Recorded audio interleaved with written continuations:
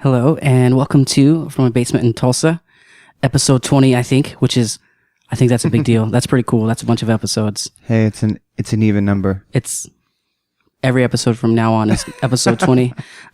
Yeah. It's actually funny because a couple weeks ago, without realizing, I skipped a number. So I got all excited for episode 20, but when I was uploading episode 20, I was like, oh, wait, man, this is episode 19.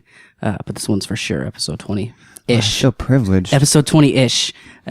You can go look on the Facebook pictures and you'll see episode 17 with Roots of Thought. Then it's like episode 19 is the next episode with Terry Gamble. And I was like, oh no, I messed up back there. It's fixed now, but you can't really fix the pictures. Those are there forever. As Jennifer Lawrence now knows. Oh, yeah, she does. Poor girl. Man, I'm here with Eric Himan, singer-songwriter, comedian, chef, totally rad dude. Oh, thank you. Welcome Thanks for to the having me basement, on. man. I was I'm excited. glad you're here. I was glad to realize you were listening, and I was like, oh, that maybe he wants to be on the podcast too. I totally do. So you're here. Man, introduce yourself. Well, I'm Eric Himan. I live in Broken Arrow, Oklahoma. I've been playing music and traveling around for probably about 12 years. Started out at Penn State and just started playing around there, and then Pennsylvania, and then further and further till I was playing the whole country and up to Canada. And yeah, I've just been doing music for quite some time, releasing my own records and touring, doing everything on my own, which is sometimes not very easy, but it's extremely rewarding when, things work out in your favor. You know it was you that made it happen. You don't take it for granted. I've listened to a bunch of podcasts, and they talk about how different it is being it's comedians talking, and they're like, man, I can't imagine being in a band, having all these people putting in their input and everything. And I'm like, I'm gonna have Eric on, and he's both now. So you can relate to the differences between playing music and telling jokes. I feel like I recently started doing comedy, stand-up comedy, and I've kind of done a bit of it in between songs, which Yeah. I mean, I feel like every musician has those moments. Whether you choose to be funny about it, but accidentally you're funny. Because it's awkward. You just played a song, now you have to speak, and some people don't speak, and then that's weird. I once saw Natalie Merchant, and she did not talk at all, and I was kind of annoyed by it. I had the same experience with Jamie Johnson, and I wasn't sure if I was annoyed or impressed. Yeah, I know, me too. He kind of wants to have, I think maybe, I don't know what's in his mind, but he wants to have that I'm an outlaw persona. Yeah. So he walked up on stage, started playing his guitar, and just song an hour and a half, and he was like, bye y'all, thanks for coming, and walked off the stage. And I'm like, was that cool or was that stupid? I don't know if I'm angry or jealous. I know, that's how I get. But with comedy though, I mean, in music, I've collaborated a little bit.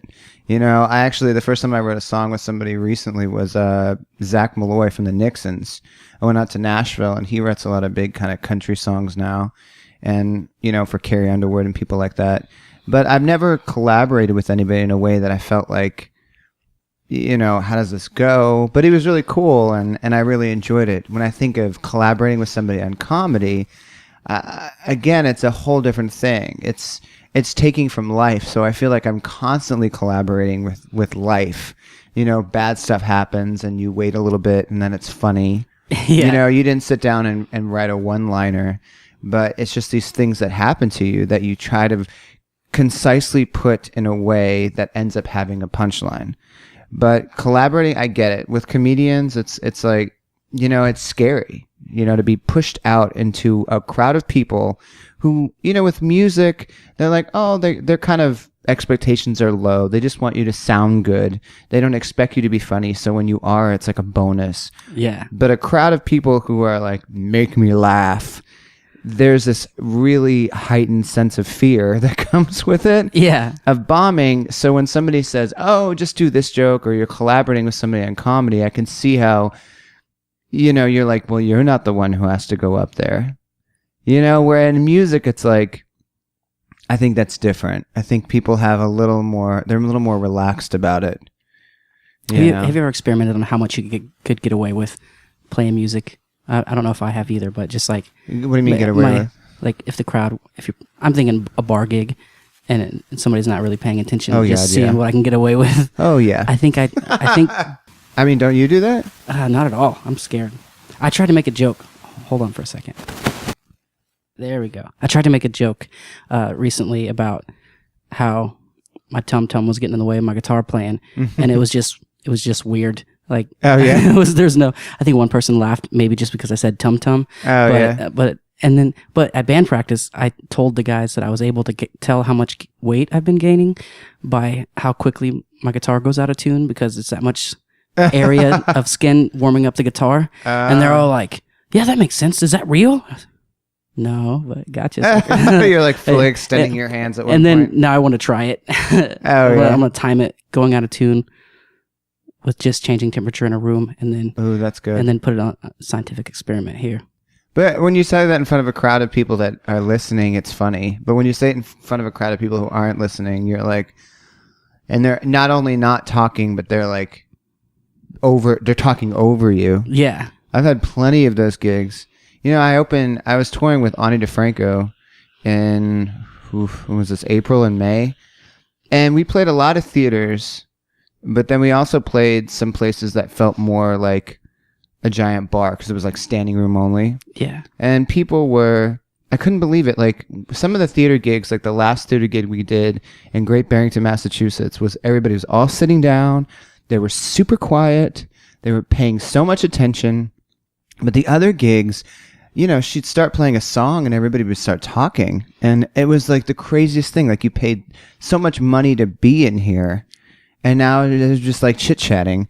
And I remember her saying, I don't know what's wrong with these audiences. You know, and then somebody had explained to her that, you know, maybe it's just that everybody is coming out of their homes now because it's the spring and they've all been inside, and now they're all chit-chatty and excited to be out. And I was wondering, maybe audiences are just rude. That could be the case. Like, maybe people just don't care to sit down and be quiet anymore. I can understand it in a bar. I never hold it against people, really. Yeah, because you came there and we're just there. Yeah, I choose to play at the bar. You choose to come to the bar and drink. Yeah. If you pay attention, awesome. If you don't, well, you didn't. I mean, people. And I feel like it's our job to make them pay attention. Yeah. I used to feel like that. Sometimes I do. Sometimes I'll play a song and just really try to throw out my voice to see whose attention I get for 13 or 14 seconds. But yeah. Oh, by the way, I have CDs. That's what I say in that 10 seconds.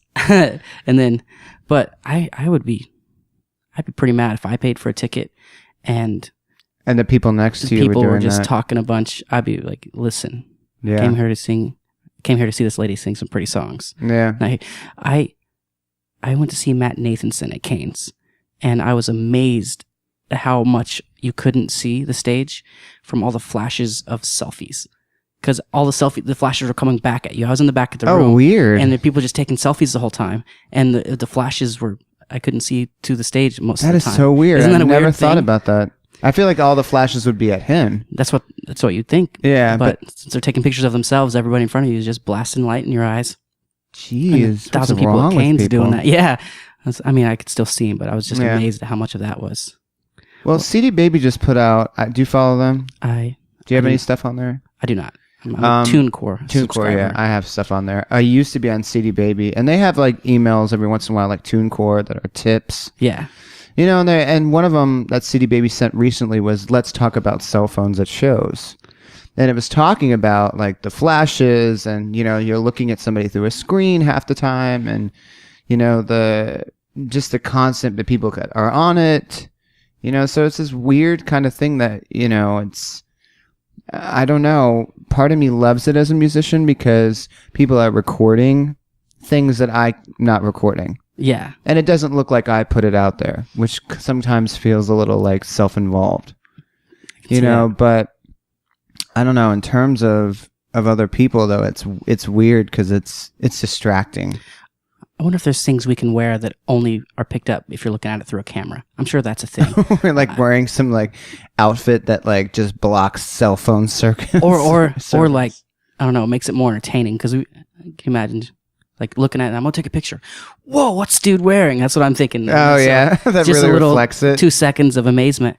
And another thing I was thinking, we were at One Republic 2 weeks ago, 1 week ago, whenever they were here. Oh, first, I didn't even mention, they tweeted a picture of Downtown Lounge and they're like, we're in Tulsa, and because they were looking at it at the skyline, and parked right in front was my car, and I was like, oh my God, One Republic tweeted my car, but it wasn't that exciting. Nobody cared. But I was thinking, when you get to that level, can you even play a new song? Because everybody's recording it, and then all of a sudden it's everywhere, and everybody has it. I was thinking, because that was a great point. Because it was almost the same set as they played at Center of the Universe Festival, and I was like, oh man, it's been a year. Let's hear something. I want to hear something new. But I had one run-in with that where I played in Philadelphia, and this guy comes to all my shows there, and he's a great guy. His name's Howard, and he, like, I knew I wanted to try some stuff out, because that's what I like to do, is if I know I'm like, you get to play and you're lucky and you've already worked out songs and you feel like, okay, I've gotten this to a point where maybe I should start playing these songs out, and get a feel for them live before I ever go in the studio. Because then it's like, then I go in the studio and now I'm trying to make something that was made in pieces come back to life and just me as myself. So I remember, this is a few years ago, so this isn't even like what it is now, but I remember playing it and then seeing the camera and going, oh no, this is probably going to be up on YouTube before I ever have a chance to get it to where I want it to be. And there were so many bands and so many people that I've heard, even touring with Ani, she played a ton of new stuff that wasn't exactly where I'm sure she wanted it to be. And there was all over the internet. But for me, I remember going up to him and saying like, oh, would you mind like not posting that song? And he looked a little like, what? Like almost, why would you ask that of me? This is my footage. I'll do what I want. Exactly. And I'm sure he didn't mean any harm by it, but at the same time I felt like, oh, you can't do that. I can't just throw stuff out there. Yeah, I was at the concert realizing like, man, what if because I would totally do that. I would record the song on my phone, rip it, and put it on the internet. That's what I would do. Like, hey, listen to this new One Republic song. I wouldn't, but it would cross my mind certainly. And I was like, man. Well, you wouldn't have it. It wouldn't. They chose to play it live, just like I chose to play it live. So after that exchange with Howard, I remember thinking like, oh man, maybe I'm a jerk. Because I chose to put it in a public forum. So maybe that's what I'm saying is maybe that's why they're not playing new songs on tour. Which is sad. Yeah, you'd like to hear if somebody has an album coming out, you want to hear some of the stuff, or they're about to go in the studio. It's nice to hear it, but it's also scary because you don't know how it's going to go. And also you can't screw up anymore. That's true. You can't really change. I'm thinking one of my favorite bands is a band called Need to Breathe, which I've heard of them. I love them. And I'm remembering them. He's like, hey, I'm going to play this new song. And I watched it 1,000,000 times and loved the song. And then like already knew it on the album. But then I was offended at how different it was on the album because he changed it from like just really acoustic to this like to like electric, a weird folk thing. No, just a weird, their whole album their newest one was just different, but I like it now. I listened to it enough times, learned to love it, but I remember being like, no, that's not the song I know. And then I remembered that actually this is a brand new song, technically. I've just seen him play it a couple times. That's true. That's a great point is with cell phones and everything and capturing everything. I used to put up videos before everybody had something to throw up like that. Yeah. And I used to edit them and had a lot of fun doing it. And this is like 2008. And now I'm at the point where I just realized, looking back at my YouTube, like sending it to a friend of mine, different clips and stuff. I was like, oh my God, it's like I've stopped doing that. And I wonder if it's because I just thought everybody else was doing it and that was enough. Or I just got complacent thinking, why even bother? And I'd like to start doing it again. I just don't know how to do it creatively without it looking like everything else. I have a couple of thoughts now. I'm thinking everybody's got a phone in their pocket, and I was like, soon we're all going to be wearing Google Glass. And how cool of videos are we going to be able to make if a whole crowd is wearing glass and you have every single angle recorded and sent to you? That's probably not going to be very easy, but I was like, man, you'd have a room of angles of your song. Oh, yeah. That would be nuts. But also... at different heights. Yeah. Just every single angle you can imagine. That'd be... Everybody, I need you guys to all go spend the $1,000 on the first version of the crappy Google Glass. Yeah. come record this song that already has 25 videos up. But Jesus. More importantly, or what I was thinking, at my Kane show, I paid somebody to come do video, and all the bands had the chance to buy a song, and they would do a video of them. And Desi and Cody's, somebody recorded on their iPhone. I think it was actually Danielle, if you're listening. And it was better quality than what we paid for. Really? Sound-wise, especially. Wow. Because I think they forgot something, or no, they were late. And I was like, you can't plug in the soundboard. We're already done sound checking. The show starts in 4 minutes. So like the sound quality in the video was fine too, but sound quality was better on the iPhone than what they recorded with their expensive cameras. Weird. Yeah. You never know. And then sometimes, I had a flip camera that I thought worked pretty well. And then I had my iPhone, and it was like the flip kind of didn't work as well as the iPhone. It was all blown out and depending on where you stood and all this other stuff. So yeah, it's just so strange now how much music has changed in 12 years. The way it's put out, in terms of selling CDs, people don't do that so much. And then that used to be caught into how much I got paid that night, And Yeah. Now it's like, I hope you all go online so I can wait 2 months to see if this even worked. Yeah. Thanks, TuneCore. That's crazy, huh? Yeah. Several months. That's true. Yeah. I mean, I don't know where I was going with that. That's fine. That's what I love about editing. Yeah. That was a good 20 minutes of straight awesome conversation, though. Was it? See, that went by fast. Sometimes that doesn't happen No. that way. Sometimes it's 45 minutes and you get like 5 minutes of good God, conversation. really? Yeah, it's just some people Well, come in. everybody's different. Yeah. And some people, it's always been touring bands that expected an interview and they didn't pay attention when I said, this isn't an interview. We're just going to come talk about stuff. Yeah. So then they're waiting for me to have a list of questions like every other interview. And so then it's just weird. And like sometimes there was one where he stopped the flow of conversation to be like, all right, man, what are we talking about next? Like he interrupted somebody and I was like, this was going so well. They're like, we're still talking.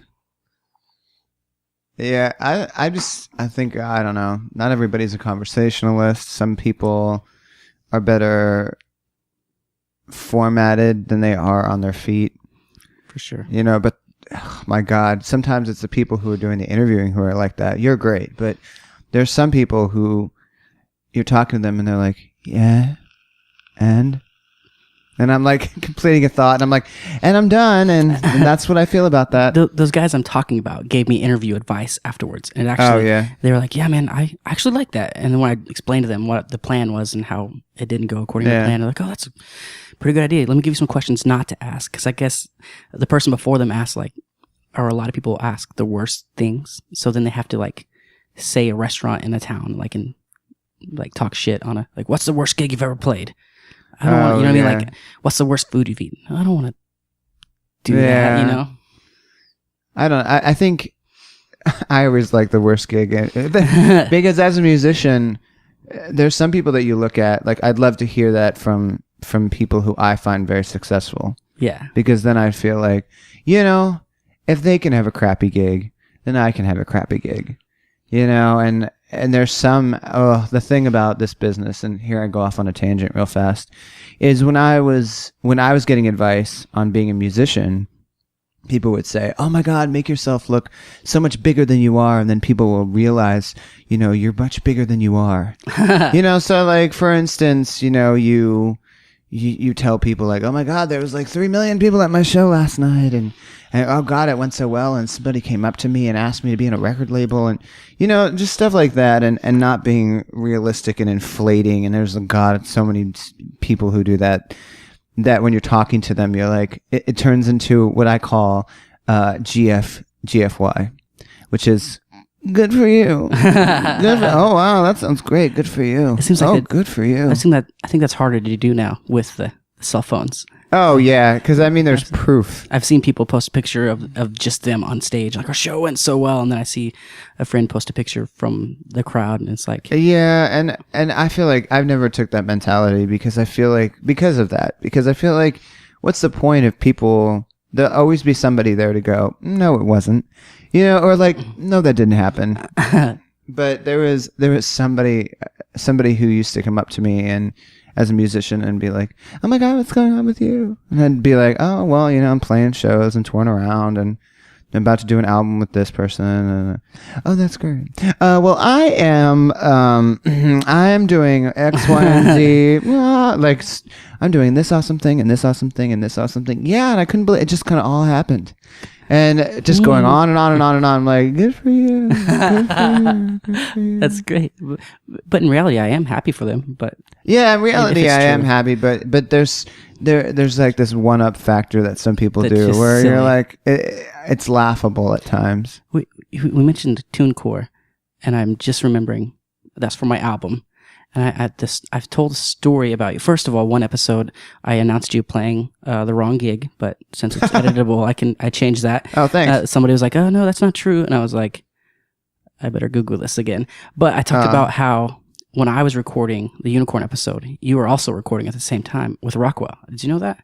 Oh, I think so, because yeah. we like switched a few times. Yes. And the story was, I don't know what we're talking about, but the point was that I always asked Rockwell if I could hear it. I was like, "Let me see what Eric's working on." And he's like, "No, man, that's not cool. I can't do that. But be excited." Yeah. It's just, that's professionalism right there. That is professionalism, but I get it. I get the curiosity factor because you want to know, like, especially when you're using the same studio, you want to be like, well, what's coming out of here in a different way?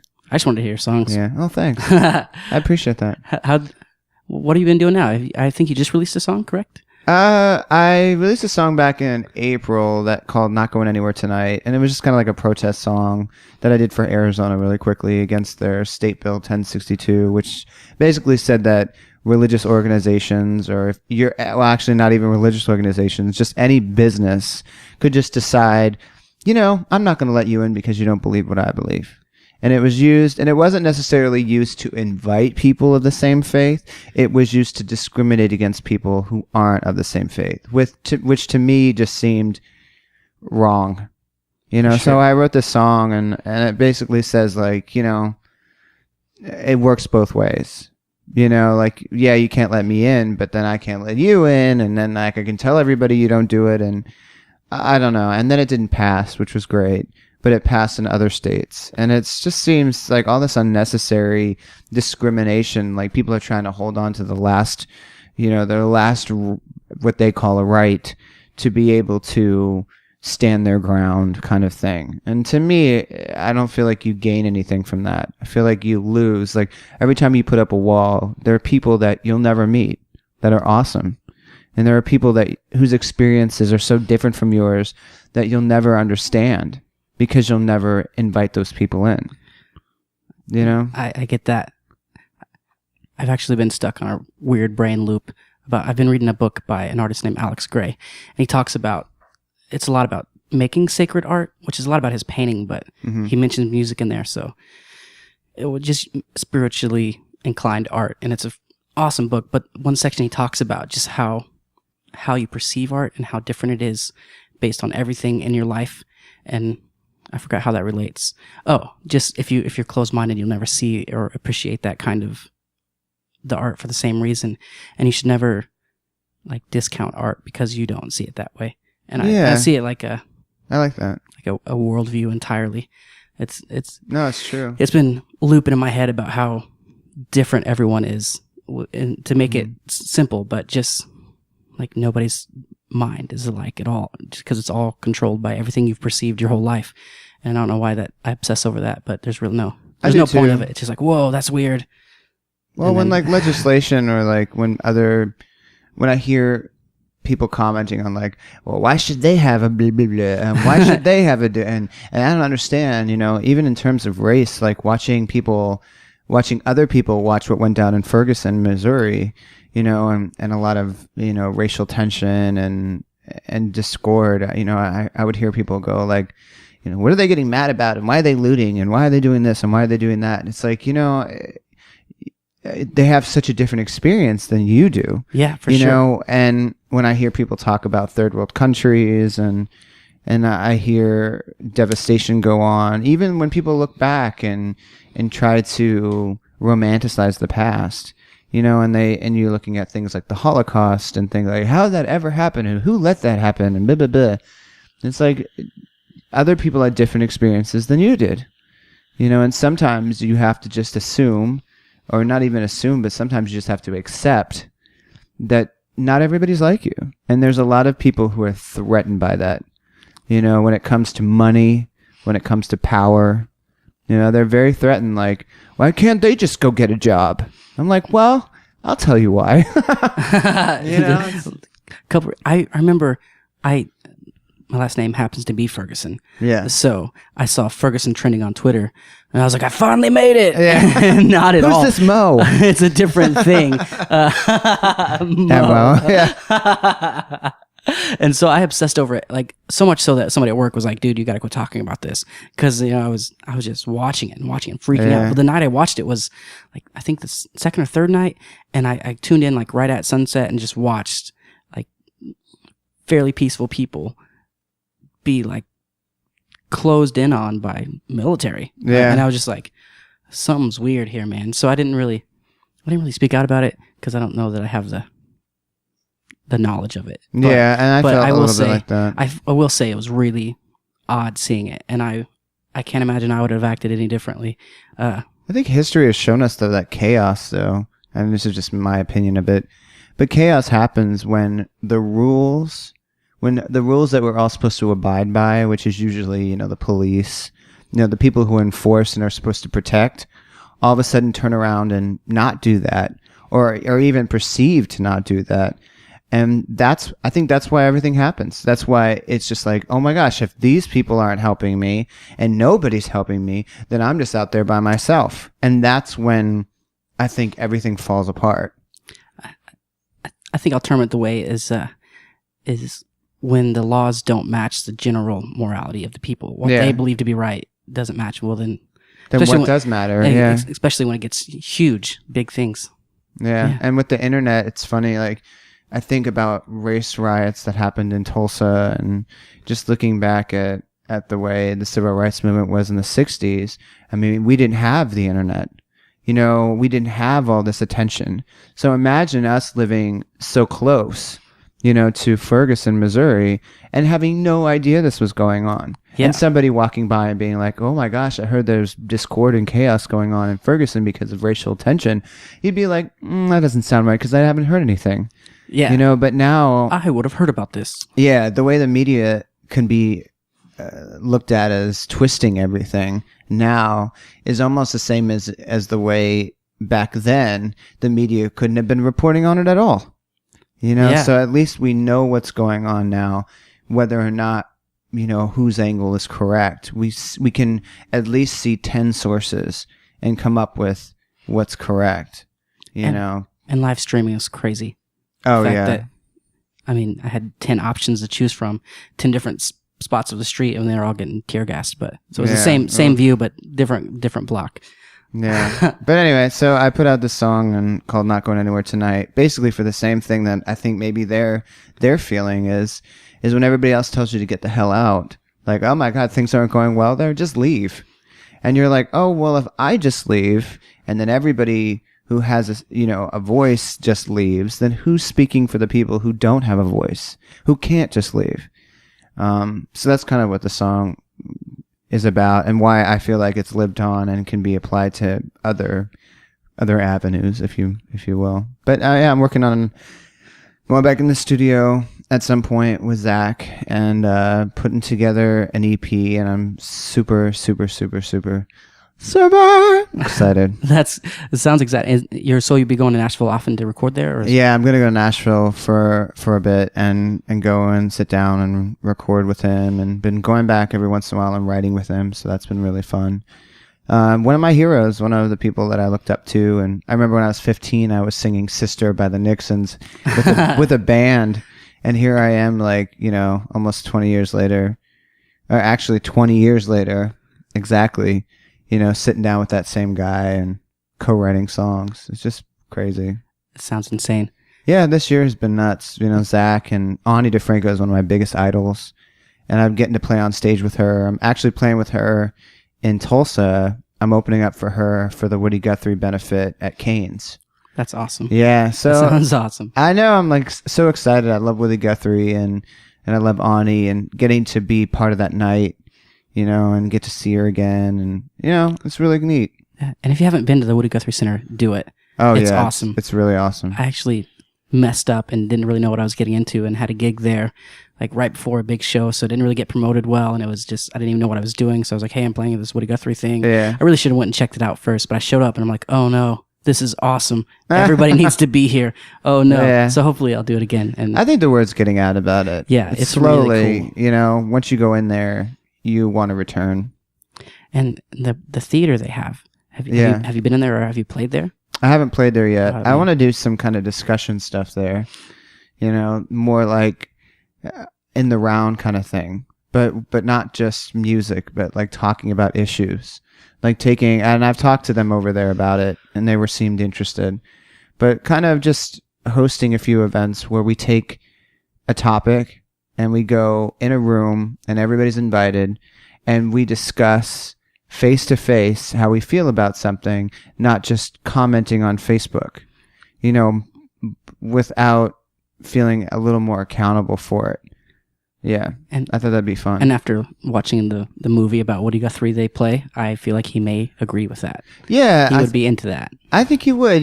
Being accountable and putting yourself out there in your opinions, because I feel like everybody has more opinions now than they ever did about everything. Because it's so easy to just comment and I can take it off if I want to, and somebody might yell at me, but they're not yelling at me in person. It's just flat and toneless. And, it's just so much negativity that I even thought, like, let's have a, how was I going to put this? I thought of this last night. Let's have, an only happy, I don't know, like only happy Wednesday, where here comes some silly hashtag where it's like nobody negatively comments on anything for like an entire day. Like that to me would be amazing to see. That would be either really amazing or like Facebook would just shut down for the day. Like you refresh your news feed and it's still the night before. It'd be still exactly the same. I mean, there's so many things that I put up, because I feel this personally, I wish I could just fall off of the Facebook map because of all that, because there's this pressure and whatnot. But then as a musician and as somebody who's promoting gigs, it's like I feel like I have to be on it. So and then I don't want to just put shows up. Yeah. So I want to put stuff that people relate to and that I'm doing. But then I'm also a private person. So I don't put up there's some people where it's like, I'm at the dentist, I'm at the doctor, I'm at the bank, I'm at the gas station. And it's like, I just see their entire day just roll by my eyes. I feel like those people aren't in the situation where all of a sudden lots of people they have just met once or don't even know at all or they're friends on Facebook because maybe a radio station promotes your show and tags your personal Facebook instead of your band Facebook because they're the same name, which might be my own fault. So I feel really weird about posting anything that's not just vague. Yeah. Just vague. It's just weird because you want people to see into your life a bit as a musician, but then I don't. I kind of want to be the Sarah McLachlan that just shows up every 4 or 5 years, and I'm like, here's my art, and here's where I'm at, and then just disappear again, like Sade. But I know I have to do it. It's the nature of the beast. It's a necessary evil. It's something I have to do, and I'll put up a picture of something so silly, and then somebody will. I can be like the thing I can think, all right, no one's negatively going to comment on this. And then somebody does. I went to the Teresa Caputo. It's just a smiley face. I know, exactly. I went to go see Teresa Caputo, the Long Island Medium. Do you know who this is? No, I do not. She's like this, she's billed on TLC as this, average American person with a family, but she also happens to be a medium. So she'll have these moments where she'll sit down or she'll be at the bank and she'll walk up to somebody and she'll be like, and again, she's from Long Island, so she has a thick New York accent. But she'll walk up to somebody and be like, "Did you lose your mother?" They'll be like, did you lose your mother? And then that person will be like, "Well, yes, I did." And she'll say, because your mother's stepping forward and she's telling me, do you wear a bracelet that has, a pig on it? Stuff like that, and then she'll say, well, your mother wants you to know she's fine and stuff like that. So it's fun. It's interesting because she's normal and not full of mysticism and with scarves and pearls, and it's inviting. So she has this thing called the Teresa Caputo Experience, which was at the Joint on Wednesday. And it's her and 2,500 people where she just walks around. And I mean, it's 2,500 people. This isn't like a one-on-one thing. Yeah. So she's like, does anybody wearing a bracelet? Is anybody wearing a bracelet that lost a daughter? And then she's like, and then, 10 people's hands pop up because, you're going to remove 2,500 people and that could work. And then she'll try to get more specific, and she'll say like, and they're showing me that they were in a red dress, and then like 3 hands drop till finally it's one person, and they hand that person a microphone, and she's standing there, and there's 2 cameramen, and like there's screens up. Nobody can see this because it's the radio, but there's like 3 giant screens up. So even if I can't see who she's talking to, there's cameras on her. So I look up and it's like I'm watching TV, but I'm there. Yeah. I can either choose to look at the screens or choose to like stand up and look behind me, but I was fun. I got tickets, I brought, friends were with me, and I thought this would be interesting just to see it in person. Whether I believed it or not, it's still entertainment. So I put up a picture of me and 2 of my friends, hey, look, we're at the Teresa Caputo thing. And the people that I knew personally had asked me, oh my God, tell me how it goes. Yeah. Because I've lost a bunch of people in my life. And I think everybody just assumed that, there's a possibility that she could say like, oh, did anybody lose? And it would relate to me. And then she would be talking to me, which it didn't happen. I just watched her kind of do it for other people. The odds weren't bad. 1 in 2,500. It could have been you. It could have been me. No, the odds are great. But I put it up on Facebook, and they're like, oh, wow, tell me how it goes. Oh, wow, that's neat. Oh, wow, she's a fraud. It's like all this negativity. And I'm like, dude, I am not her. I went, I thought this would be interesting. I'd like to believe it. Part of me wants to believe that when somebody passes away, that they're still around, and that they still have an investment in your life, and they still watch out for you, and you still maintain that connection. I like to believe that because that's nice. Yep. But some people it isn't. Rude. I get the she's a fraud mentality, but I also get that maybe she is a fraud, but maybe she's just a very talented person at working the crowd that way. Yeah. If that person she talks to benefits from hearing these great things, it's worth it. She should have a TV show.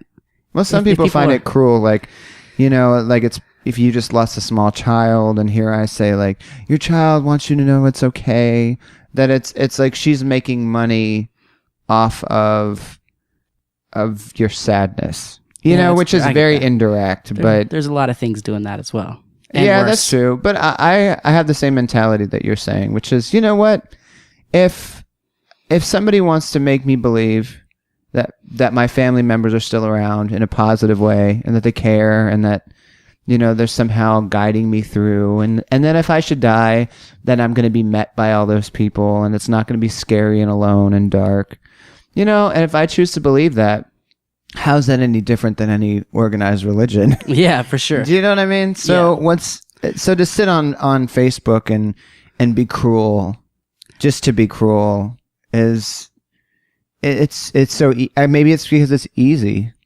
It's so easy to do it. I guess so. A couple of things I'm thinking is, one, we've talked about Facebook forever, and my most recent just hate of Facebook, and maybe it's my own fault, but I keep a couple times this past couple weeks, I've been scrolling through, and Facebook will start playing a video. I won't pay attention, and all of a sudden I'm watching somebody die, and it just changes my day. And I'm just like, there should be some kind of warning. And then I watched a video somewhere else, and it says, warning, this video contains explicit material. Viewer discretion is advised. And I was like, oh, sweet, I probably shouldn't watch this. I can't believe that. And so then I'm just scrolling through and just having a normal day, and all of a sudden, pow, pow, pow. Yeah. So that bugs me. I'm like, that bugs me too. So I turned autoplay off, so I'm not getting distracted by just, this guy's walking across the street. But thanks, Facebook, for not telling us about that. Yeah, or I guess it's not Facebook's fault. Just the people. Oh, it's totally Facebook's fault. I guess that's true. The It's people that load Facebook's it. fault for adding something that you didn't opt into, which is autoplay, which eats up your battery, which has you watch things accidentally, without ever having to click on it. Yeah. It's great for businesses and it's great for YouTube because, they're getting plays without. But to put up a feature like autoplay, which I didn't even know about, I had to read something that somebody else posted that said, oh, by the way, guess this could help change your battery life if you knew that things could not autoplay. Yeah. But it just showed up. One day I just noticed all my videos were moving. Yeah. Instead of asking. When did Facebook allow GIFs? Yeah, exactly. But you're right. There was one video I recently watched where a guy was had a gun, like a rifle, and a cop was coming towards him. So you saw in the distance a cop coming towards this guy with a rifle, and the cop's yelling, "Put it down, put it down!" And behind a brick wall where the suspect couldn't be seen, the guy with the rifle, was another cop.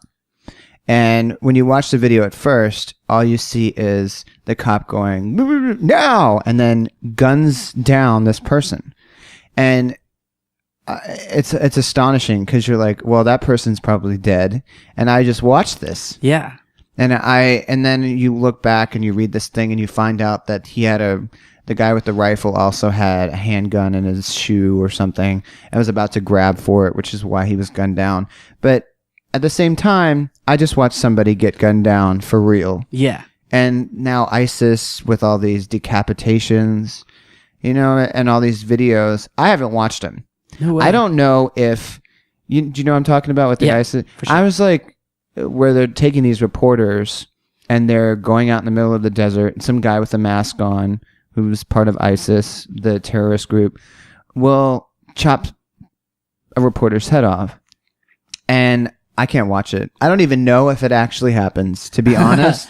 I'm like, do they really show that? Yeah, I don't know. I don't. I can't. And it's even worse. I mean, if I wanted to see it, I could go see it, prepare myself mentally. But it's surprising you is what just made me really mad. I wasn't happy about it. I was like, my day isn't normal now. My day is much different after this. And also we were talking about you going to see the lady. What was her name? Just now. Oh, Teresa Caputo. While you're talking about that, a long time ago, I just moved to Tulsa first time and just looking for churches. And I went with another musician friend to I don't even know the name of the church, but it was odd. And the first time, not odd, just different than what I grew up at. And the first time you go, they invite you into another room. All the first time visitors after the service, you go in another room and they prophesy over you. And it was that kind of thing, except for it's like 6-on-1. And they record it. They record it, and they gave me a tape. This is how long ago it was. My God. They gave me a tape. I don't know where it is. I wish I had it. I would totally put it on this episode. But I remember it blew my mind. In the moment, I was like, how did you know this about me? All this stuff. Like, oh my gosh, I've been wrong all along. But then, so I called my previous youth pastor. I was pretty young. And I was like, what just happened? And he's like, he kind of like laughed. He's like, calm down, man. He's like, did they ask you questions first? And think about it. Could they have been leading? And I was like, looking back through are you at a fork in the road? Like, that was like the questions. Like, I get the feeling you're at a fork in the road. You're right. Yeah. So and I'm here. Oh, wow. But I just remembered that. I'm sure it's different there, but just the same kind of. Yeah, well, exactly. It's all what you truly bring to it. But there's some people that, it's so obvious. Yeah. Where they're like, did you lose someone? And you're like, well, yes. Were they close to you? I'm like, yes.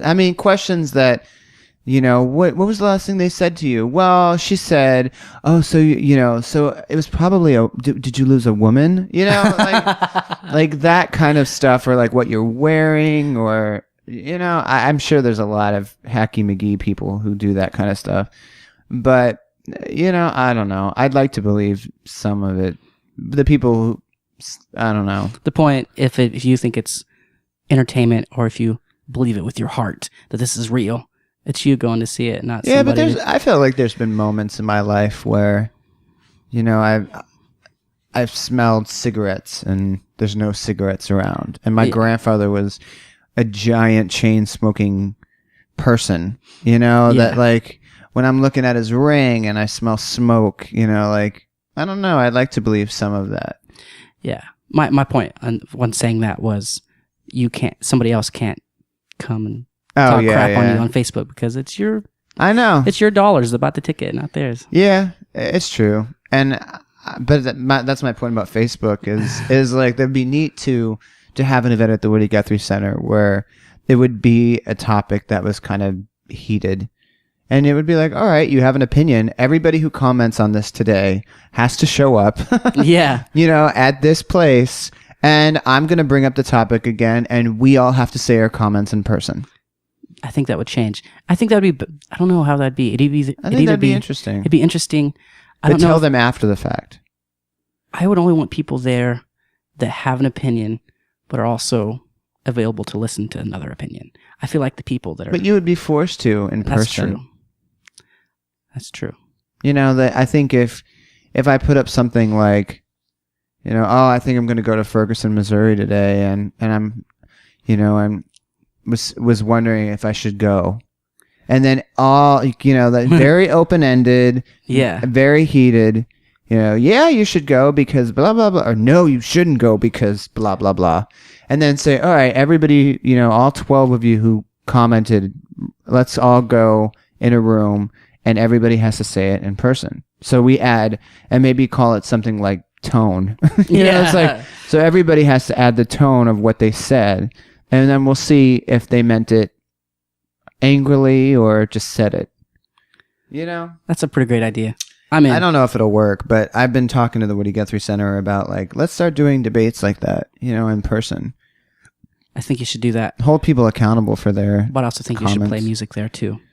Then at the end, I play a lovely, like, sweet song that makes all the bad juju of the place go away. Speaking of sweet song that takes away bad juju, this doesn't relate. That was a good segue. That's a good segue. But I've been obsessed with Garth Brooks' new music.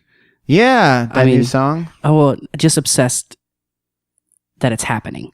Like, oh wow, this has been 600 years since I've heard a new Garth Brooks song. I don't even know if the songs I know I ever knew. I don't know if they were ever new at the time I was learning them. You know, I never had the experience of a new Garth Brooks song.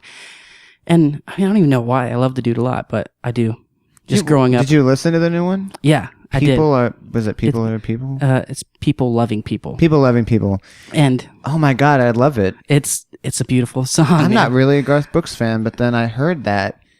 And the words to it, I pulled out one line, and it said, talk is cheap and lies are free. And I was like, oh my God, I love that. I agree. And it was funny because, and it's a weird transition of the morning. I shared a picture the night before, a country radio was saying we're going to play the Garth Brooks song every hour.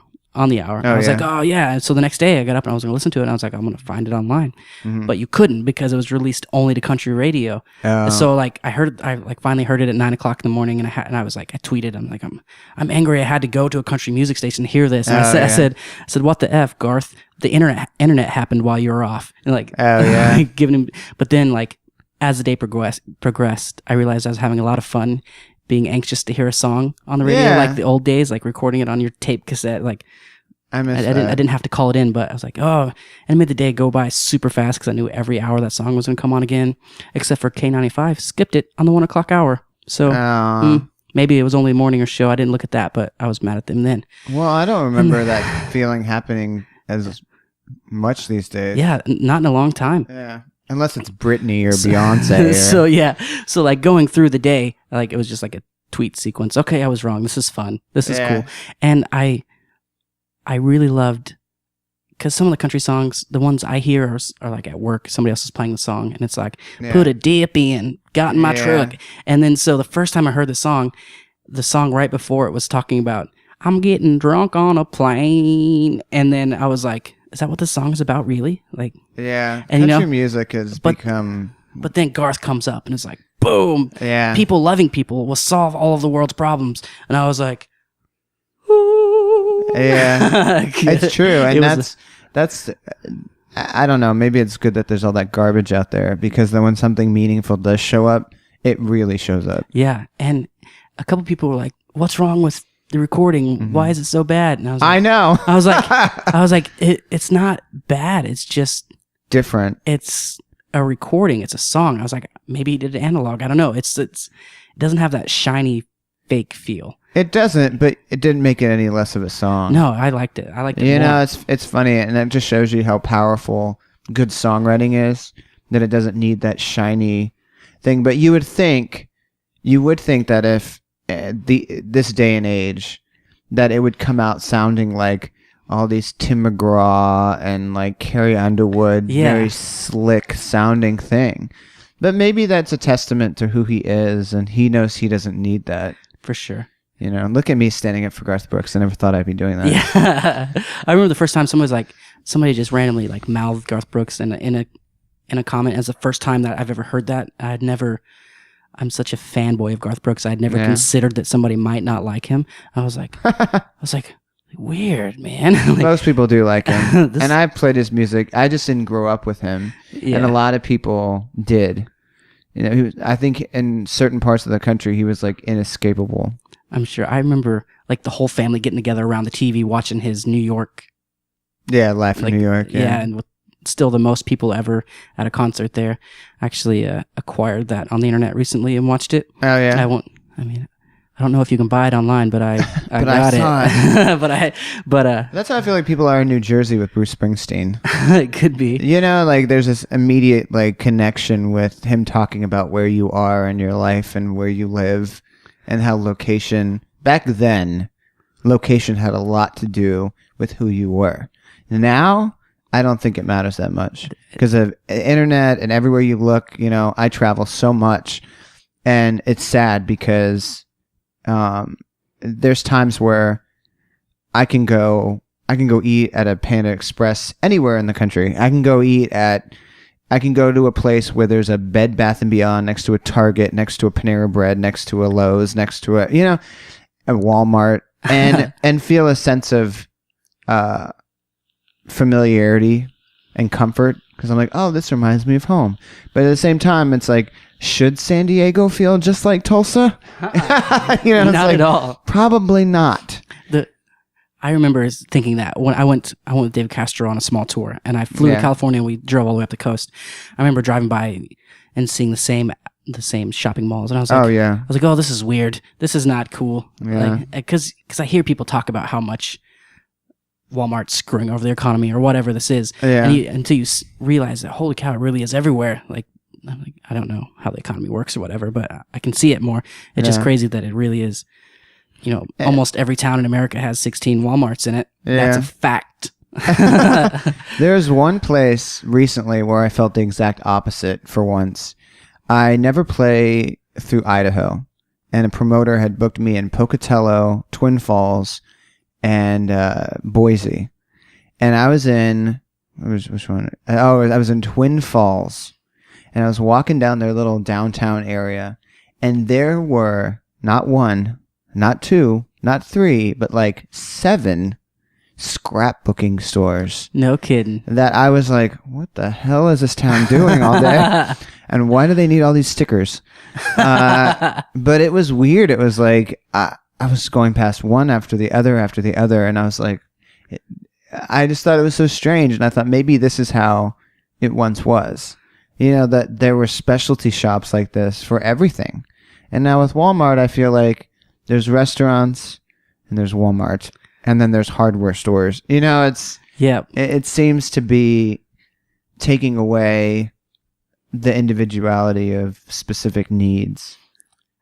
You know, and all you're offered is what these giant stores can get.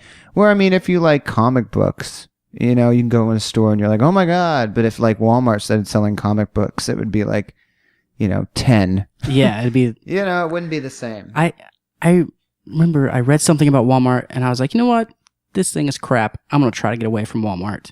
And it was so, I still have to go to Walmart. I have to. I know, I have to too. And try to buy CDs that aren't top 10 hits. Yeah. You know, in this town, it's like, other than, thank God we have places like Starship, but without Starship and living in another town, all your music choices, if you choose to buy them on CD, are Walmart and Target. And it's all the same. It's all top 10, top 40 country. It's all the same shit. I just cussed for the first time on this show. Oh, welcome to Cuss It's Land. all the same stuff. I feel said, so rebellious. I think I said what the F instead of what the SH? Because you hadn't cussed. I was like, oh, well, this one will be. I feel like I feel comfortable enough, and I just said the SH word. Well, very good. I even tried going to other stores to buy things. Like when I moved in, I was looking for, I don't even know what I was looking for. Yeah. It may have been parts for the TP. I don't know. But I remember I spent just as much on what I needed as I did looking around for other things. Like I would try to go to other stores, spent that much money in gas when I ended up having to go to Walmart anyway. I know. And like trying to shop at Research for groceries compared to Walmart, it's just like, I know. Budget doesn't allow it. It's weird. I find that odd because you kind of have to go with your own personal. I don't know. Some people are like, well, I'm not going to shop at Walmart. I'm going to shop at Whole Foods and get all my organic food. And if that means I only buy 10 things, then so be it. But then it's like, but for me and being practical, it's like, it's so hard for me to be that committed and say, or I could go to Walmart and buy 50 things and then eat all that and last longer. You know, it's hard to wage against that kind of store. Yeah. You know, because the convenience of it. People on the West Coast or the East Coast are always yelling at me like, oh my God, how could you shop at Walmart? I'm like, well, it's different. It's different than in Delaware. You know, they're the only choices. There's like 3 so close to me. Yeah. You know, it's like, how do you avoid them? You want to hear my greatest story about Whole Foods? Yes, I'm listening. It isn't. I think we bought chocolate because of how great the story was. Right before I was supposed to launch this podcast, I asked like 2 months before for this band to come by. They're like, I knew they were going to be here in April. And I was like, come to my house, be my first episode. Because I was planning on doing this so far ahead because, I don't know, it takes me forever to do things. Yeah. So he's like, yeah, man, I'd love to do that. I'd love to be on your podcast. And I talked to him multiple times in the 2 months. And I was like, yeah, let's plan. I had the day off because we played a gig together too. I was like, I'll play the gig with him.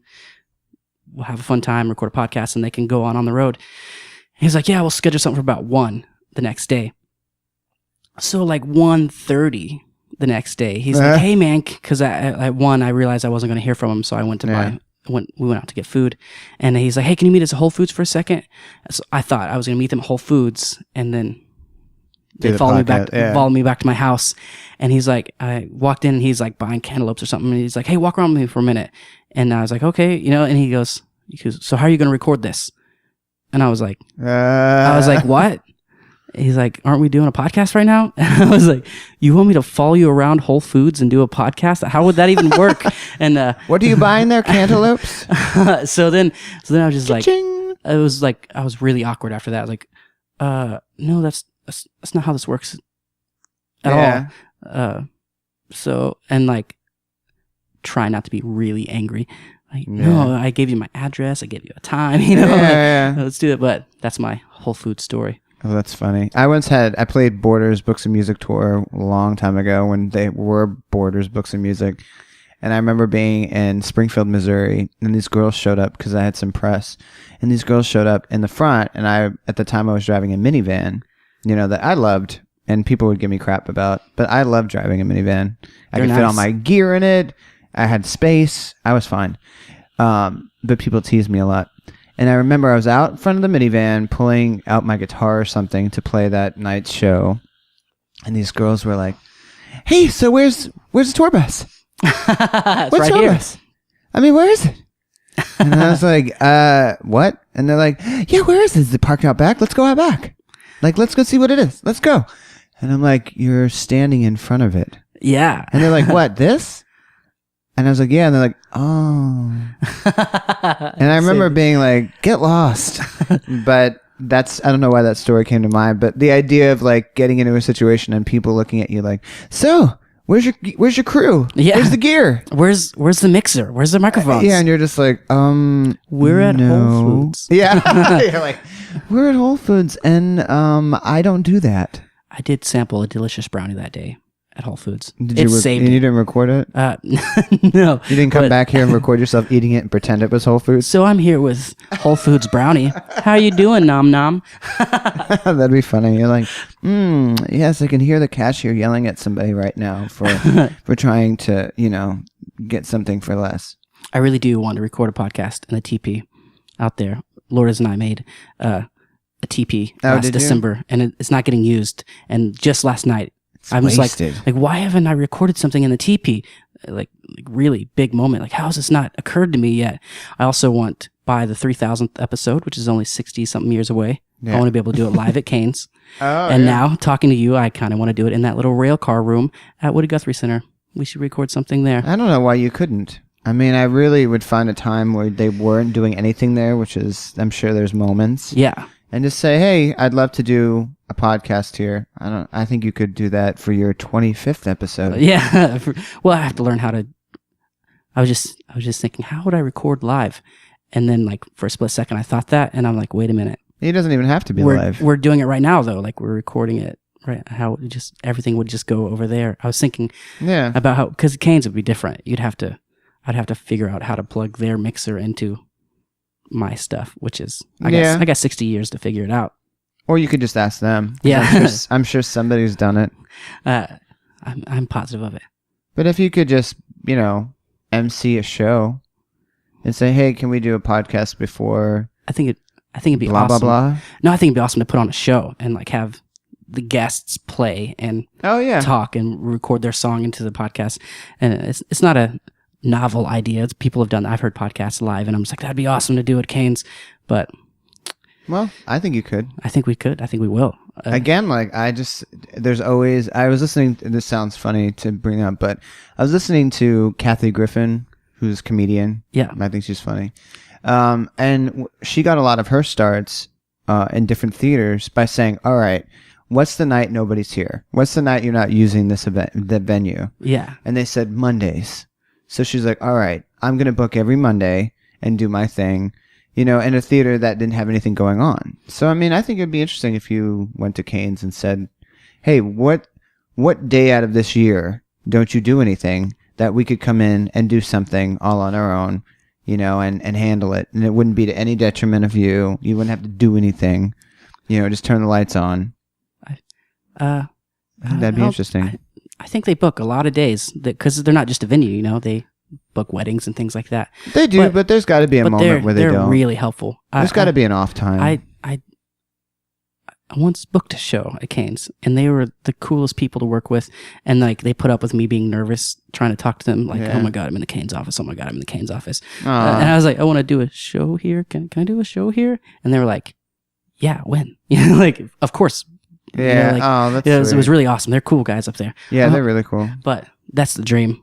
You just have to have enough listeners to support it. Hey, you're getting there. Oh, we're getting there. I'm glad you're here, man. I could talk to you freaking all day. We're going to have to do this again soon. Yeah, definitely.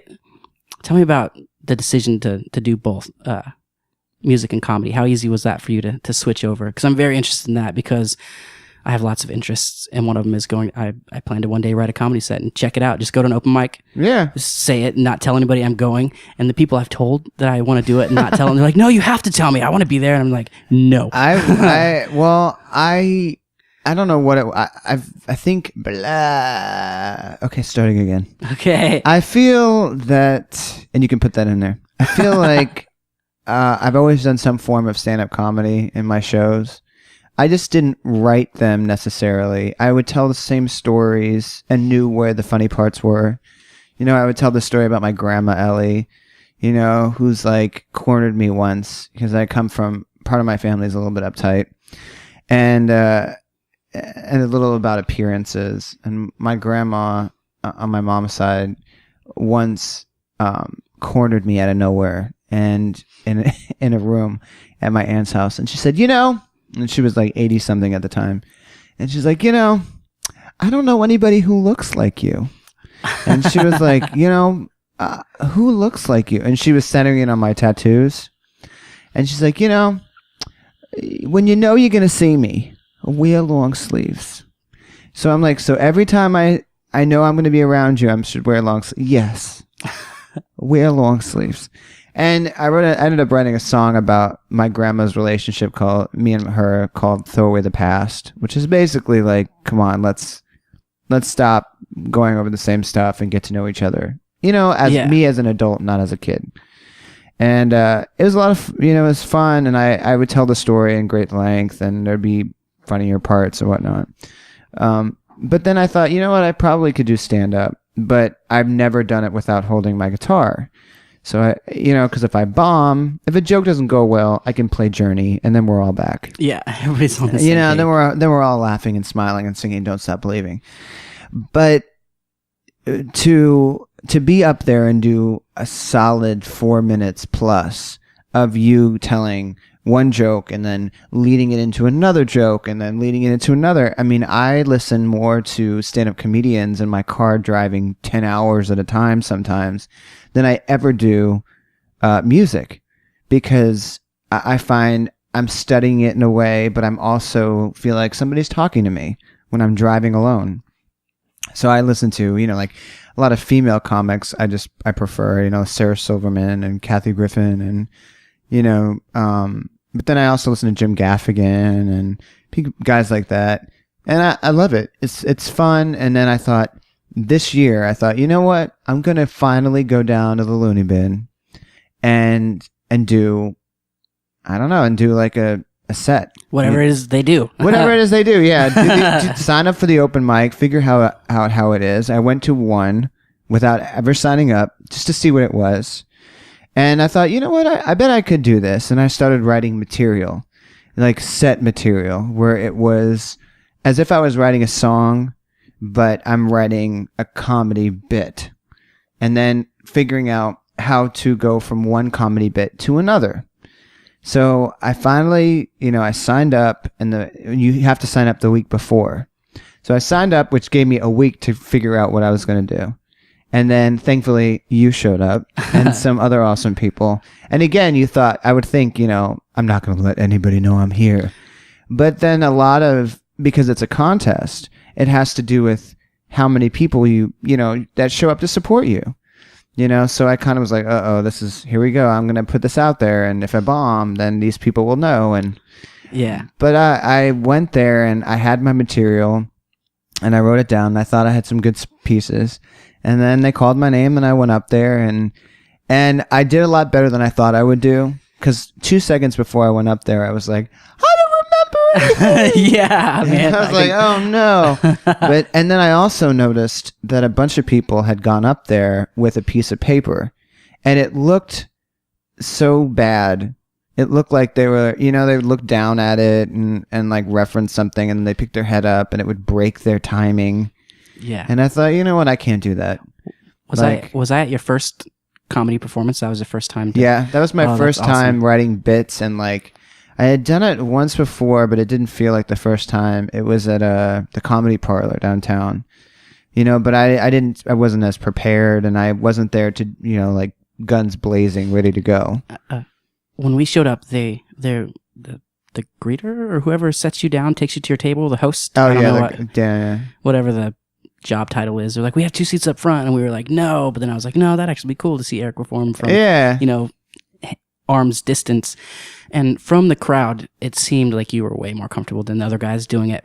It was just, when they're really nervous, it's really awkward for me, especially because I could see them close, and like they're just shaking, and I was like, oh, I remember that feeling. That's horrible. So I don't know. You didn't have that. Well, thank you. Jitter.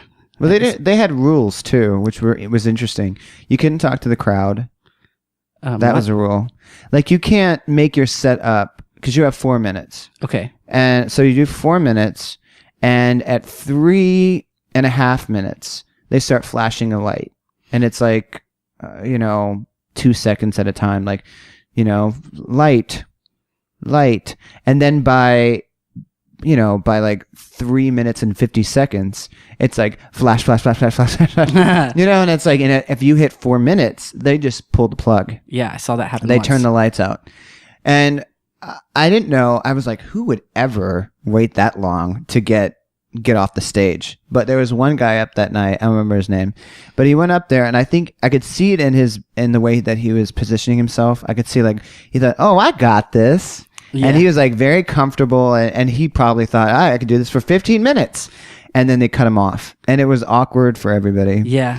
But when I went up there, I was very aware of the light, and I was very aware of what was going on. And you know, I look back because they'd take video of it, and I posted the video, and I thought, you know what, I feel like I can do this. It was scary, but now I'm writing more bits, and I'm figuring out exactly why I love doing it so much. Because to be a musician sometimes felt like super serious, taking everything about you that you thought was great and pushing it into, you know, and into your art.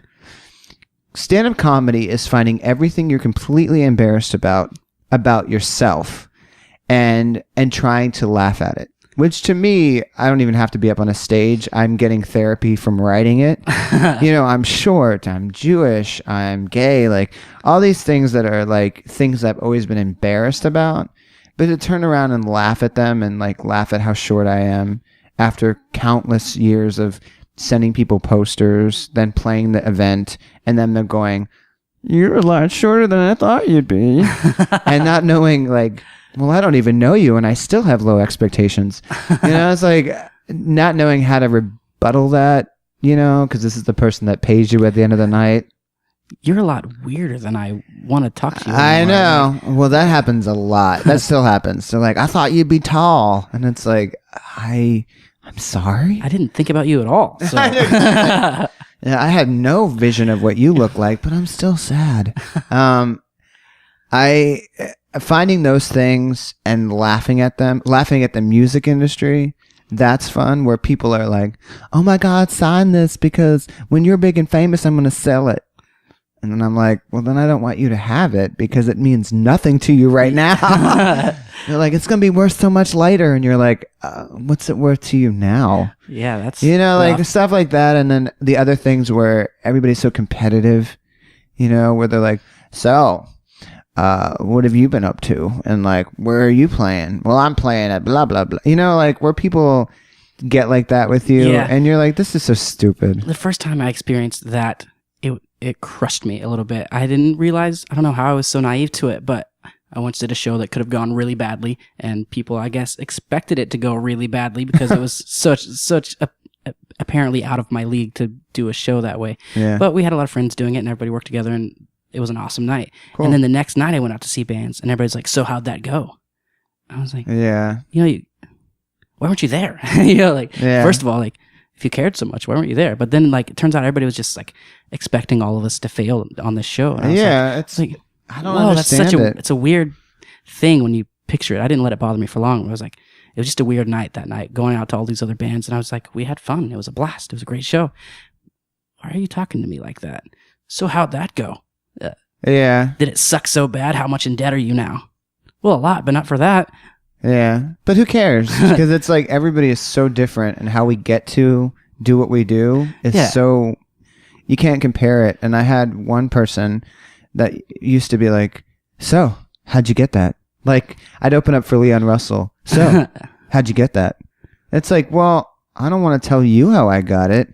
Because when I was 13, I started writing my feelings on paper. Yeah. And then I started strumming a guitar. And here we are. Well, and then there's other people. I had this one guy. It was hilarious. He'd be like, every time I talked to him, it'd be like chit chat, chit chat, chit chat. And it was, you know, where you're like, hey, Jason, how have you been? Oh, I've been good. You know, I just did a show last night at blah, blah, blah. And I'm like, great. You know, how'd it go? And you're like, oh, it went all right. And then, you know, what are you doing tomorrow? But then I had some people like this guy that would go, you would say, I'd say, hey, Jason, you know, what'd you do? And he'd be like, oh, nothing. And I just had a show last night. He'd be like, where was it? Who was there? What was going on? What's that guy's number? How'd you book it? Put me in touch. And you're like, okay. It would like immediately become a business meeting. Yeah. And to me, the people that act like that in music, it's like, whoa, back up. Like, it just comes off all wrong. It doesn't seem friendly. And if somebody, and I'm not like withholding information. Yeah. You know, it's like go on to that Every one of these club's people website. have a website. Yeah. It's And like, there's this contact information tab, I know. and they literally publicize it for everybody to see. Well, I bought a book of spells. I first just started saying that. I bought a book of spells, and then I bought, like 3 cats' tails and 1 elephant's ear, and I put it in a cauldron, and then I waited, 6 years, and oh my God, it finally worked. It's not You like gotta that. use the blue crystal. Yeah, exactly. The blue crystal. Oh, you've only been using the pink one. But no, there's some people where they work you so much that you don't feel friendly with them. It feels like they immediately want something, like, hey man, help me get blah blah blah, or tell. And then that started is when people started going, tell Ani that I said blah blah blah, or tell Ani to take me on or tell Patty Griffin, or tell this person, tell it. I'm like, we're not buds. Somebody once came up to me at a show. This is terrible. Somebody came up to me once and was like, hey, give this CD to, Patty Griffin. And I was like, no. I'm like, I'm doing this one show with her. I just met her. She's very nice to me. And I'm going to turn around and be like, hey, this stranger just gave me this. Here you go. Yeah. It's like, I'd be nervous to even give her my CD. Yeah. You know what I mean? Oh, exactly. And I was like, that's her tour manager. You go tell that to her. I'm not your, messenger. But people, that's the one thing I've realized, like, the more I feel successful at opening gigs and getting to these people is the amount of people that will do anything in their nature to, like, get to them as well, but through me. Like, I had all of these older women, and it's laughable if you know who I am. All these older women at Leon Russell concerts, like drunk off their faces, going, so, what's it going to take to get to Leon? Like that kind of stuff. And I'm like, breath mint? I'm like, what's it going to take? I'm like, that's what I was picturing, like that drunk in your face. Yeah. Talk. Well, you could run up to the bus and just bang on it, and then the police will take you away, but maybe Leon will see you. Yeah. Or just go home. Yeah. It's like, because he's done for the night. You saw what he was giving you. And then Ani, then these younger girls would do the same thing to me. They would come up to me and be like, oh my God, so what's it going to take to get to Ani? Like, flirting with me. And I was sure some of them were lesbians, so that had to be funny. One of us has got to go over there and talk to him. So they would, like, find their way over to me, and they would say stuff like that. I'm like, I can't help you. She's done. She's not coming out. She's not signing anything. I drove here in a minivan. Yeah, exactly. It's like and I never make myself out to be like some other people were like, yeah, I'm like, me and her are like best friends. And then somebody will say, oh, well, that's cool. Could you tell her blah, blah, blah for me? I'm like, yeah, no, I can't because she's drinking. There's some people that act like that. Like they're so close to the artist. But me, I'm like the opposite. I'm like, no, I'm not, because I don't want to do your favors for you, because I wouldn't want somebody doing that to me. Like somebody wants to get to you and they're like, hey, Eric, give this to Jason. Yeah. It's like, and you have a million things going on and everything. And I'm like, some stranger handed this to me. And you're like, okay. I just remember doing that though. First, I'm thinking you should like have something to buy. Like, oh, I have this pin here, but it comes with a CD. Write down your email address and I'll give it to her. Yeah. But I remember as you're talking about it, I played with a band called Love and Theft at Canes. And it was like a big week for them and a huge week for me. It was just like, I'm playing at Canes. Oh my God. And back then, I partied hard, especially after I was done playing. Mm-hmm. So like at the end of the night, I was just as drunk as the crowd was. And some girl walked up and was like, hey, will you give Steven from Love and Theft my phone number? And I was like, what? Like, my phone number? Can you get me backstage? It's like, I'm about to go find out if I'm allowed backstage. Yeah, exactly. Do I get to go back there? I don't know. But I totally gave him her phone number, and it was very rookie of me. I can see it now. Well, at the same time, if it's funny, if they're inviting it, but there's some people that, there's some people that are just very serious, and they've been doing this a long time, and this isn't new to them. You know, that it's just one more person throwing themselves at them. Yeah. And you don't want to be the one that's like, hey, I know you're over this, but because you don't want to get viewed as associated with that. I gave him my phone number first, though, if that matters. And Yeah. it was weird. It was like their song went number 1 on country radio that week. Did you notice how I started talking about country radio and how I pronounced their song? So they were really excited to be playing music. This is a big night for them, and big night for me because I get to play with them at Cairns. And we partied hard. They partied hard too after the show, and it was awesome. I was like till 4 a.m. in the tour bus, and I was like, I'm a rock star. And then went to work that Monday. But I think that's awesome, and it takes so much to get your own self there. But I think the hard part is when other people want to get in on it and they don't have any affiliation. You know, so it's just strange to me, like when you were just gonna start bringing girls up to the bus. Yeah, you know, girls that you didn't know, and sometimes they're into that, but these artists were not. I helped their road manager for an hour load all their gear. Then he invited me on the bus. You know, like, well, that's smart. I mean, I'm sure they would have invited me anyway. I'd like to believe that, but I also was drunk and helpful, and I didn't realize this guy's probably getting paid really good to do this. I was like, man, you're loading up all their gear. Let me help. So I said, like, yeah, but you got to be willing. That's the way to get to artists that you are big fans of and that you're relatable to, because you got to do something different, because you're just another guy that day trying to like get something out of them. And it's weird too. I would never ask them for anything. Does that make sense? Much less for somebody else. Like, I'm not even going to text them, hey, give my songs, you're my friend now, to so-and-so. I wouldn't even do that for myself, much less. I mean, that's just rude, I think. I think it's rude. Yeah, that's like going up to a director and being like, put me in your movie. And you're like, who are you? You know, it's like, it doesn't work like that. But I don't know. I mean, for me, getting in front of Ani, I mean, I interviewed her I took some time to figure out how to, but I interviewed her for a magazine. And then at the end of it, I gave her my CD. You know, because I was like, well, here's an opportunity to get her message out there. You know, somebody who I admire, and I get to tell everybody else how wonderful they are.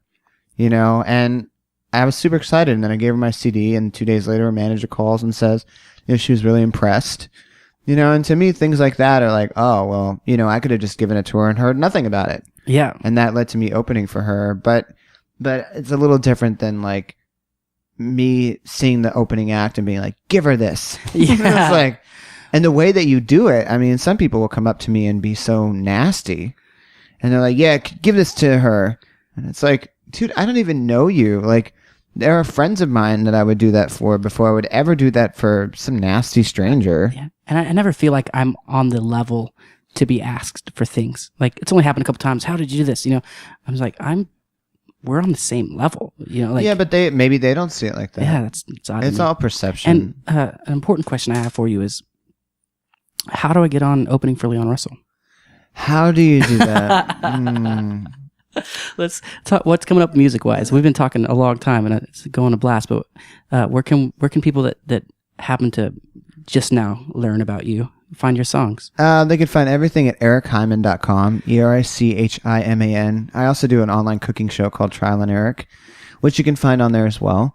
I'm redoing my website so that it has like, you know, because all I used to do was music. Yes, and now I do like this music, and then I do cooking, and then I do comedy, and I'm like.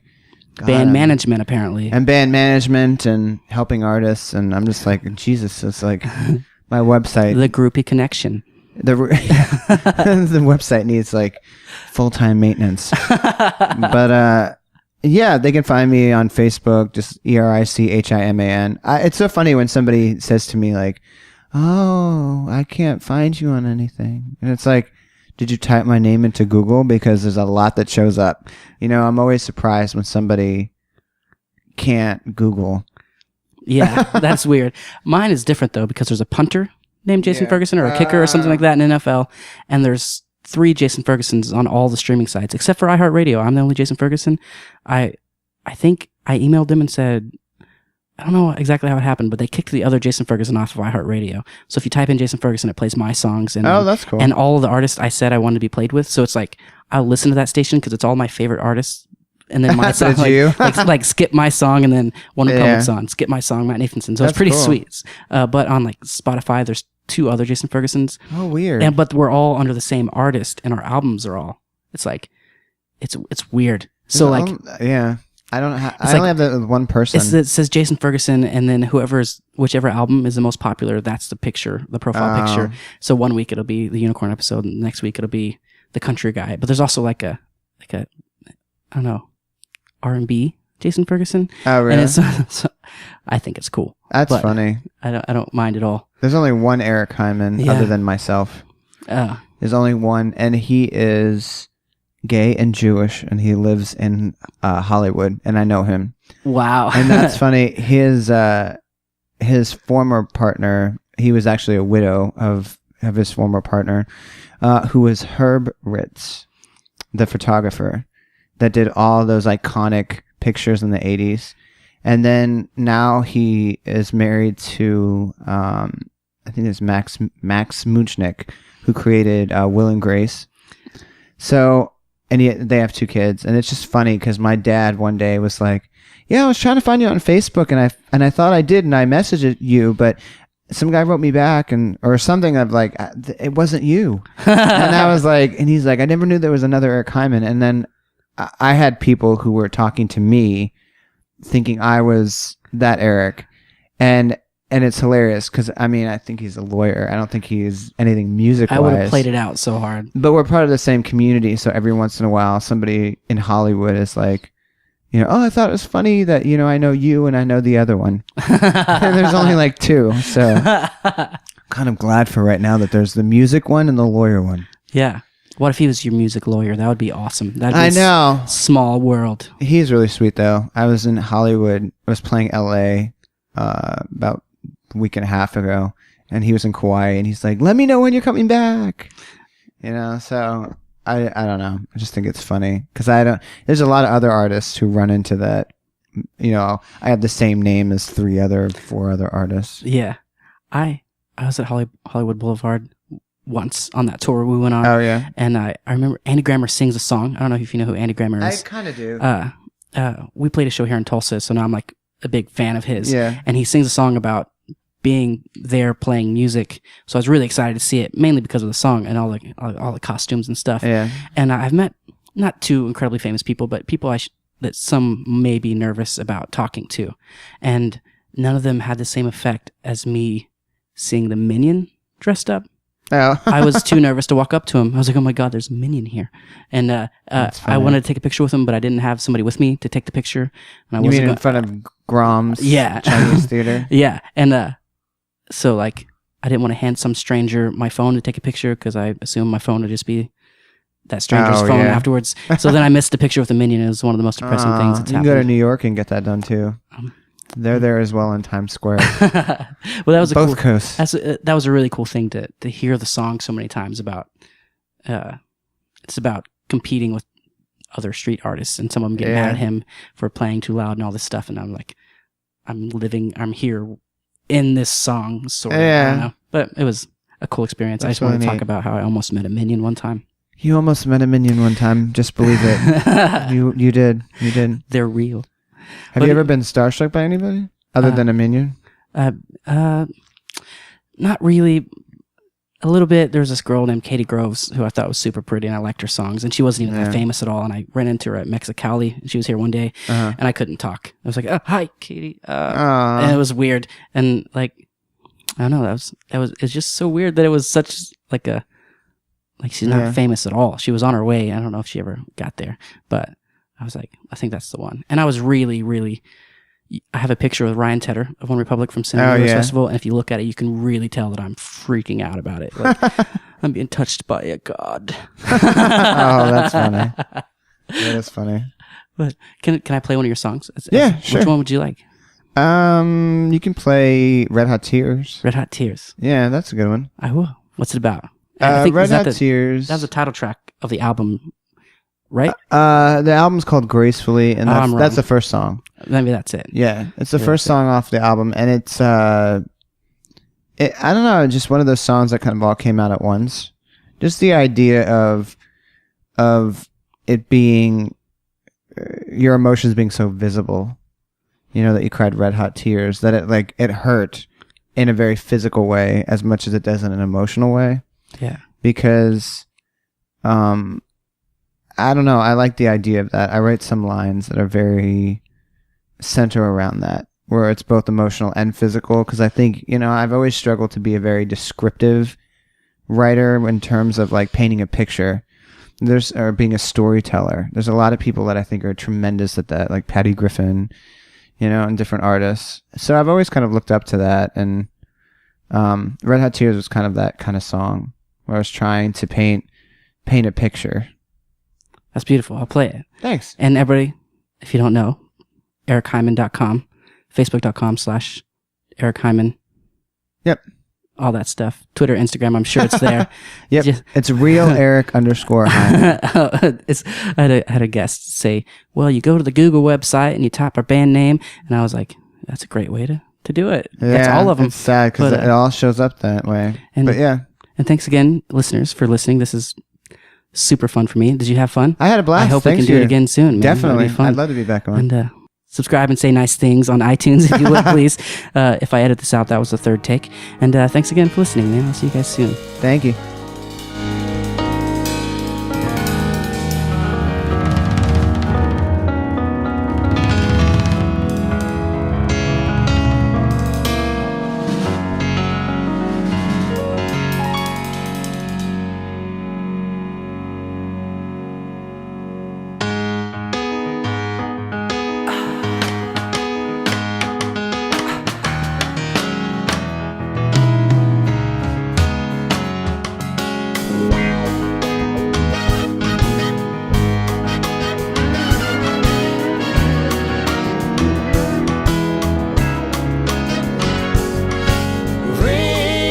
That's what I hear when you bring heartache over to my place. You've done it over and over. Wait, watching the clock in dismay. Just at midnight, where do you think you're going? A fire trying to work its way free. This anger of anger forces me. Stationary, what can I do to comfort me? Trying to hide my lies. It even hurts to let them leave. I cry red hot tears. I cry red hot tears.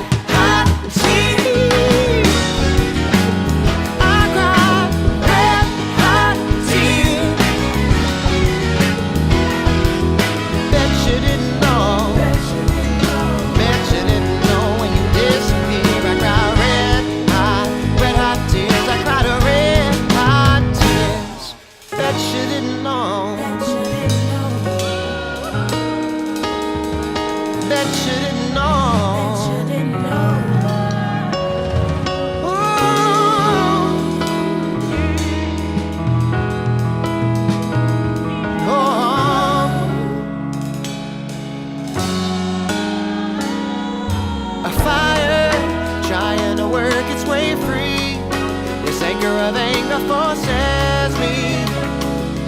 Stay